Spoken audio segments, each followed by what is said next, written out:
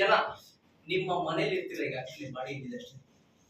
ಅಯ್ಯೋ ಎಲ್ಲ ಹೋಗಿ ನನ್ನ ಫ್ಯಾಮಿಲಿದು ಒಂದು ಪ್ರಾಬ್ಲಮ್ ಸಾಲ್ವ್ ಆಗುತ್ತೆ. ಎಷ್ಟು ಚೆನ್ನಾಗಿ ಹೆಂಗ್ ಗೊತ್ತಾ, ನಿಮ್ಮ ಹತ್ರ ಕಾರ್ ಇದೆ, ವೈಪರ್ ವರ್ಕ್ ಆಗ್ತಿಲ್ಲ, ಮಳೆ ಸುರಿತಾ ಇದೆ, AC ವರ್ಕ್ ಆಗ್ತಿಲ್ಲ, ಹಬೆ ಕಟ್ಟಿದೆ, ಕಾರ್ ಓಡಿಸ್ಕೊಂಡು ಹೊರಟಿದ್ದೀರ. ಹೋಗ್ತೀರಾ ನೀವು? ಹೋಗಕ್ಕಾಗತ್ತಾ? ಮನಸ್ಸು ಧೂಳು ಕಟ್ಟಿಬಿಟ್ಟಿದೆ, ಮನಸ್ಸು ಮುಚ್ಚೋಗಿದೆ. ಆ ಮನಸ್ಸು ಕ್ಲೀನ್ ಮಾಡೋವರೆಗೂ ಅಲ್ಲಿ ಮುಂದೆ ಹೋಗಕ್ಕಾಗಲ್ಲ. ಬರ್ಗರ್ ತಿನ್ಬೇಕಾದ್ರೆ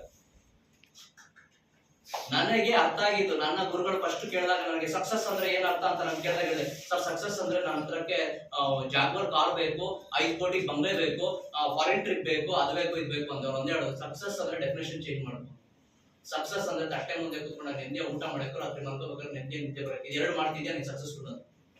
ನನ್ಗೆ ಅರ್ಥ ಆಗಿಲ್ಲ. ಆಮೇಲೆ ಅರ್ಥ ಆಯ್ತು, ಯಾವ ವ್ಯಕ್ತಿ 2 ಜಾಗದಲ್ಲಿ ಗೊಂದಲವಾಗಿರ್ತಾನಲ್ಲ ಅವನು ಎಲ್ಲೋ ದಾರಿ ತಪ್ಪಿದಾನೆ ಅಂತ. ಯಾವ ವ್ಯಕ್ತಿ ನೆಮ್ಮದಿ ಊಟ ಮಾಡ್ತಿರ್ತಾನೆ, ನೆಮ್ಮದಿ ನಿದ್ದೆ ಮಾಡ್ತಿರ್ತಾನೆ, ಅವ್ನು ಪರ್ಫೆಕ್ಟ್ ಡ್ಯೂಟಿ ಮಾಡ್ತಾ ಇದ್ದಾನೆ, ಅವ್ನ ಕರ್ತವ್ಯ ಅವ್ನು ಮಾಡ್ತಿದ್ದಾನೆ.